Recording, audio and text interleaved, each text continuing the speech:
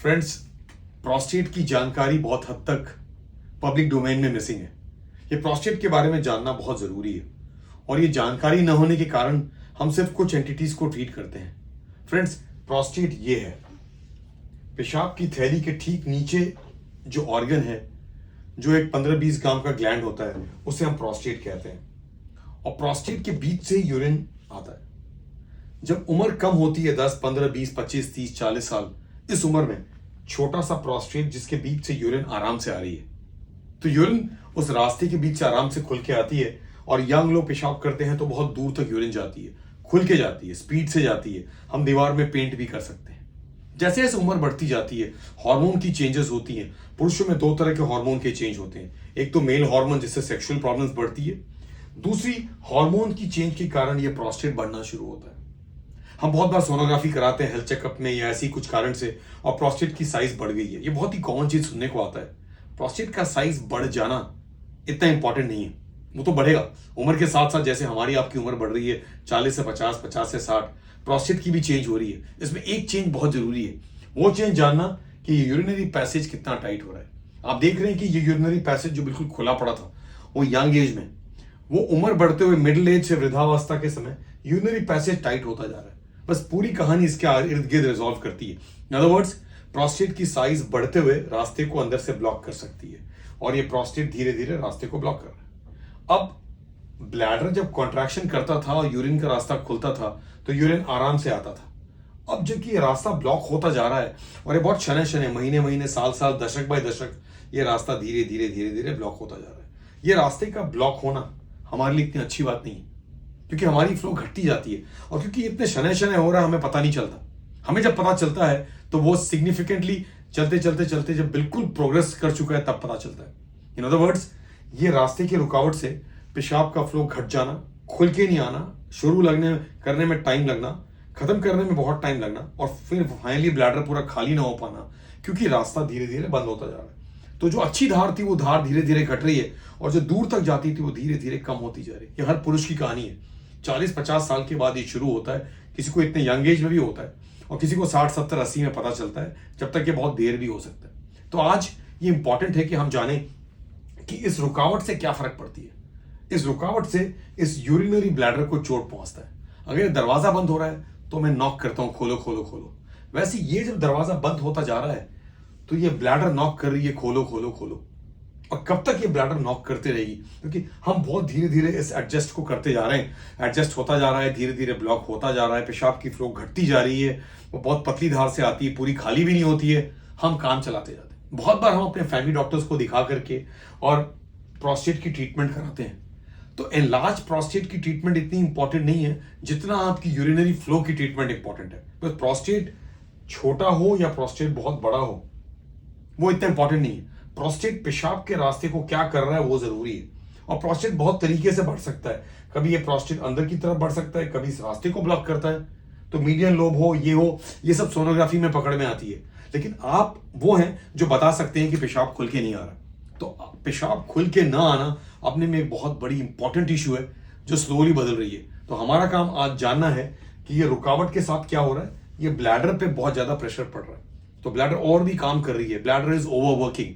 Bladder की wall thick होती जाती है, बिकॉज ब्लैडर को ज्यादा काम करना पड़ रहा है। फिर भी ये रास्ता तो ब्लॉक होता जा रहा है। हम कुछ दवाई खाते जा रहे हैं, और अगर दवाई से फायदा नहीं है तो इसका मतलब है कि ये रास्ता और भी ब्लॉक होता जा रहा है, ये ब्लैडर और भी पुश कर रहा है। फ्रेंड्स, ये पूरी इश्यू पुरुषों को पता नहीं है। हम सब दवाई खाते रहते हैं इसी आशा में कि ठीक होते जा रहे हैं। कुछ लोग महीने महीने, कुछ लोग सालों साल दवाई खा रहे हैं, पेशाब की फ्लो तो इंप्रूव नहीं हो रही। तो क्यों इंप्रूव नहीं हो रही है?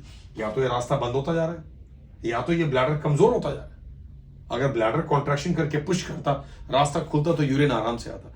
पर इस समन्वय में कहीं ना कहीं कुछ इतनी गड़बड़ हो गई कि फिर हमारी पेशाब खुल के नहीं आती। कुछ लोग आते हैं जिनको drop drop drop drop urine आता है। तो ये बहुत जरूरी है समझाना कि इन दोनों में से किसमें गड़बड़ है। या तो ब्लैडर कमजोर है तब पेशाब खुल के नहीं आ रही है, या तो रास्ता बंद है इसलिए पेशाब खुल के नहीं आ रही है, या तो मैं कमजोर हूं, चल के नहीं जा रहा, या दरवाजा बंद है, तभी हम बाहर नहीं पहुंच पा रहे। तो इस पूरी चीज की जानकारी बहुत हद तक मिसिंग है। हम सिर्फ प्रोस्टेट की साइज, कुछ यूरिन की रिपोर्ट, कुछ पीएसए की रिपोर्ट की ट्रीटमेंट कराते रहते हैं। लेकिन जागरूकता इस सब्जेक्ट पे होना जरूरी है कि प्रोग्रेसिवली हमारी अंदर की व्यवस्था धीरे धीरे बदलती जाती है। ये बदलती जब है तो ये जानना जरूरी है कि ब्लैडर जो ओवरवर्क कर रहा है वो ओवरवर्क करते करते कभी हार ना जाए, मैं ठक करते करते करते एक दिन थक ना जाऊं। तो ये सेव द ब्लैडर की जो कैंपेन है वो ब्लैडर को बचाने के लिए है। हम इसको टाइम पे ट्रीट करें, रास्ते को टाइम पे खोल दें तो ब्लैडर को ओवरवर्क ना करना पड़े।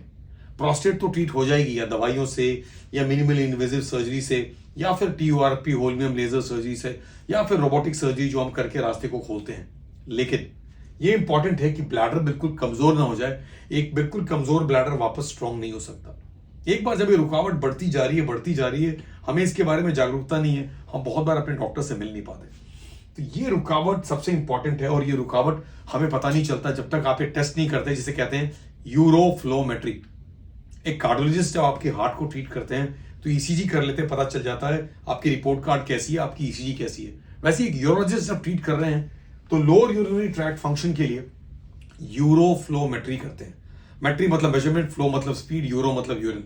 यूरोफ्लोमेट्री वो टेस्ट है जो बताता है आपकी पेशाब कितनी खुल के आ रही है, बिल्कुल फराटेदार दूर तक जा रही है, रुक रुक के आ रही है, ड्रॉप आ रही है, पूरी खाली हो रही है कि नहीं। तो ये टेस्ट सबसे इंपॉर्टेंट टेस्ट बन गया। ये एक तरह से आपकी ब्लैडर की ECG है जो आपके अंदरूनी चेंजेस को बता रही है, जो बहुत बार आपको पता हो।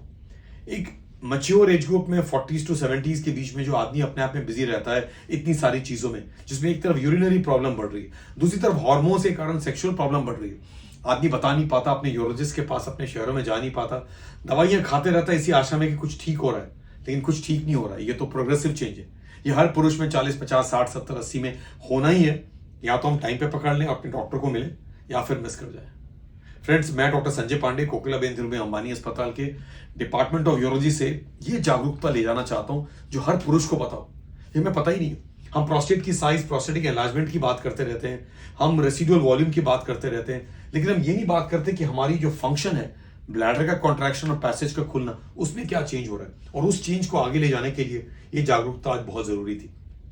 सो कोकिलाबेन धीरूभाई अंबानी अस्पताल के डिपार्टमेंट ऑफ यूरोलॉजी से ये जागरूकता फैलाते वक्त बहुत खुशी होती है कि लोग जान पाएं कि उनकी प्रोग्रेशन को हम हॉल्ट कर सकते हैं, हम प्रोस्टेट को श्रिंक कर सकते हैं, दवाइयां हैं, हम आपकी फ्लो को बढ़ा सकते हैं, उसकी दवाइयां हैं, बशर्ते हमने सही टेस्ट किया और टेस्ट के साथ उसकी जांच करते रहे। साल में एक बार यूरोफ्लोमेट्री, सोनोग्राफी की टेस्ट और PSA की टेस्ट की रिक्वायरमेंट होती है यूरोलॉजिस्ट को। तो ये सब चीजों की जानकारी मिसिंग है। हम सिर्फ दवाई ना खाते रहें और यहाँ ब्लैडर पीड़ा में पुश करते करते थक न जाए और ये रास्ता बंद ना होता जाए कि एक दिन ड्रॉप आते आते पेशाब बंद ना हो जाए। तो प्रोस्टेट की ये जागरूकता बहुत इंपॉर्टेंट है। एक और जागरूकता की कुछ लोगों में प्रोस्टेट की चेंज कैंसर की तरह बढ़ती है। यहां हम आज जल्दी पकड़ने की कोशिश में digital rectal examination, PSA, uroflowmetry के द्वारा पकड़ लेते हैं कि अंदर में प्रोस्टेट में किस तरह की चेंज हो रही है। 70, 80, 90% में प्रोस्टेट एनलार्ज होते हुए या बढ़ते हुए रास्ते को ब्लॉक कर रही है। कुछ लोगों में ये कैंसर की तरफ जा रहा है। कैंसर की ट्रीटमेंट है, ये हार्मोन रिलेटेड कैंसर है, तो इससे उतनी घबराहट नहीं होती है। इसके ट्रीट करने के तरीके हैं आज। तो बहुत जल्दी पकड़ा तो प्रोस्टेट कैंसर को पूरी निकाल दी, अगर देर से पकड़ा और बीमारी फैली हुई तो हार्मोन ट्रीटमेंट के कारण उसे इन्वॉल्यूट कर सकते हैं।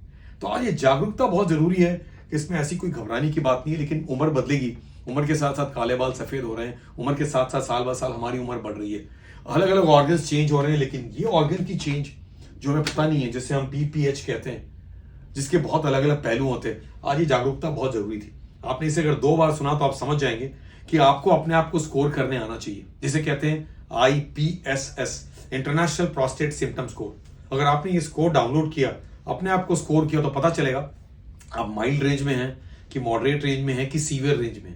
सीवियर मतलब बहुत ज्यादा मुश्किल है, बार बार जाना, खुल के ना आना, ड्रॉप आना, खाली ना होना, पीड़ा, दर्द, जलन और इन्फेक्शन भी हो जाना। मॉडरेट रेंज में है मतलब प्रोग्रेस हो चुका, बहुत बादरसम है, शायद दवाई काम कर रही है तो बहुत अच्छी बात है, दवाई खाते रहें, अपने यूरोलॉजिस्ट से मिलते रहें।